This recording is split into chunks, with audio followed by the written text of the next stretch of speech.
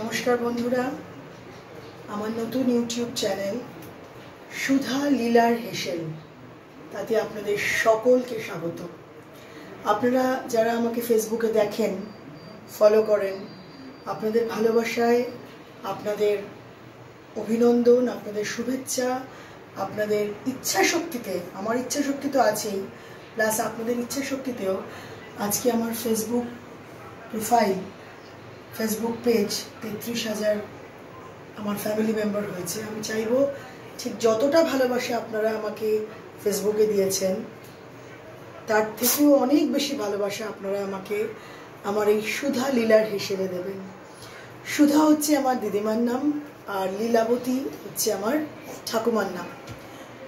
আমরা এইটুকু খুব ভালো করেই জানি যে রান্না একটা ভালোবাসার জিনিস। ভালোবাসা ছাড়া রান্না অসম্ভব। তাতে আপনি যতই মশলা পাতি দিন না কেন, যতই সুন্দর সুন্দর পাত্রতে রাখুন না কেন, ভালোবাসা ছাড়া রান্না হয় না।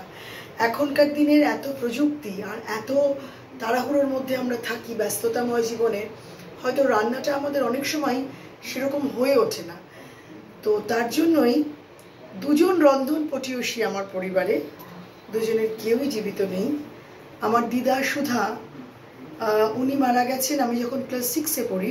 অসম্ভব ভালো রান্না করতেন, কিন্তু এটা নিশ্চয়ই জানেন যে ক্লাস 6-এর মেয়ের নিশ্চয়ই সেই সময়ের রান্না মনে রাখা সম্ভব নয়।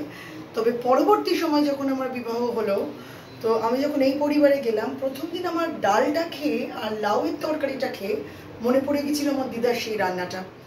যেহেতু দুজনেই ওপার বাংলার, ঢাকার রান্নার হাতের ছোঁয়াটা অনেকটা একই হয়, তো সেই সময় দিদার রান্নার ডালটা আমার এখনো মুখে লেগে আছে। কিন্তু সেই উপকরণগুলো পরবর্তী সময় আমাদের বাড়িতে যারা ছিলেন তারা শিখিয়েছেন, কিন্তু সেই ছোঁয়াটা আমি পাই না। তো যা হয়, দিদার মতো তো হবে না, সেরকম ঠাকুমার মতোও হবে না। তো পরবর্তী সময়ে আমার ঠাকুমা, দিদি শাশুড়ি যিনি, তার কাছ থেকে আমি কিছু কিছু রান্না শিখেছি। উনি বলেছিলেন, কিন্তু উনিও তখন রান্নাঘরের দায়িত্বে ছিলেন না, কারণ তখন ওনারও অনেক বয়স। রান্নাঘরের দায়িত্ব তখন পরবর্তী প্রজন্ম নিয়ে নিয়েছে, তার ছেলের বউ যারা, তারা নিয়ে নিয়েছে।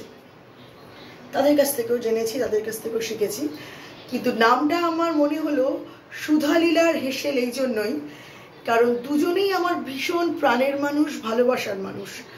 আর তারা দুজনেই জীবনে অনেক স্ট্রাগল করেছেন, কিন্তু সেই স্ট্রাগলের মধ্যেই তারা তাদের সেই একান্নবর্তী গোটা পরিবারকে, নিজেরা হয়তো কখনো খাওয়াও হয়েছে কি খাওয়া হয়নি, কিন্তু তারা কখনো তাদের রান্নায় ফাঁকি দেননি।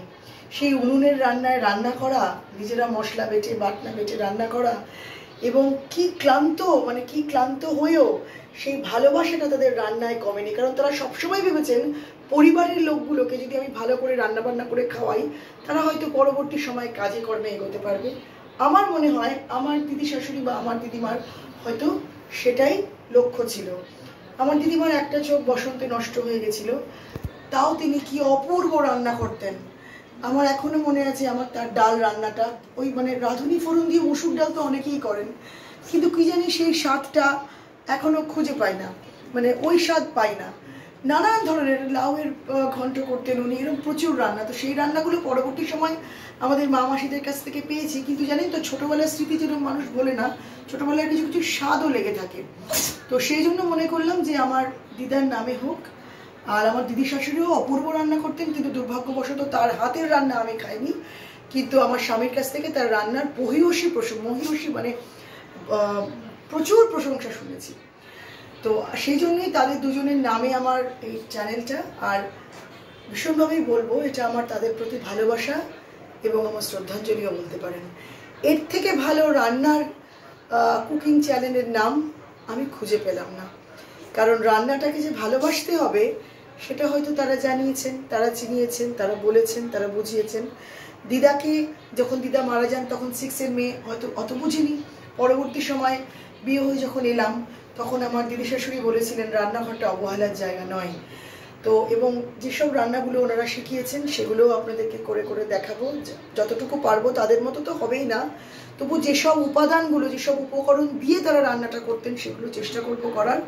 আর এছাড়াও নানান দেশের রান্না থাকবে। প্রচুর বন্ধুরা আমাকে অনেক রান্না শিখিয়েছেন।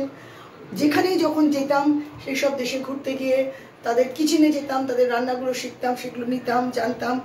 কারণ রান্না আমার কাছে একটা ভীষণ ভালো লাগার জিনিস। তো সেটাই আমি আমার সুধা লীলার হেসেলে আপনাদের কাছে প্রত্যেক দিন চেষ্টা করব কিছু না কিছু নতুনভাবে তুলে ধরার। আর চাইবো যে আপনারা আপনাদের ভীষণ ভালোবাসা দিয়ে আমাকে একদম আপন করে নেবেন। এই সুধা লীলার হেসেল যেন আপনাদেরও হেসেলে পরিণত হয়। সকলে খুব ভালো থাকবেন, খুশি থাকবেন, আনন্দে থাকবেন, খাবারের মধ্যে থাকবেন, পরিবারের লোকদেরকে ভীষণ ভালোভাবে খাওয়াবেন। ভালো থাকবেন সবাই।